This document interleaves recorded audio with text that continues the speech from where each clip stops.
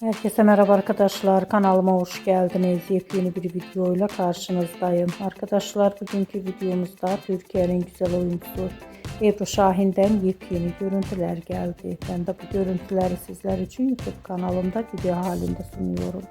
Umarım beğenirsiniz. Arkadaşlar videomu beğendiyseniz kanalımı izlemeyi ve bildirim butonuna basmayı unutmayın.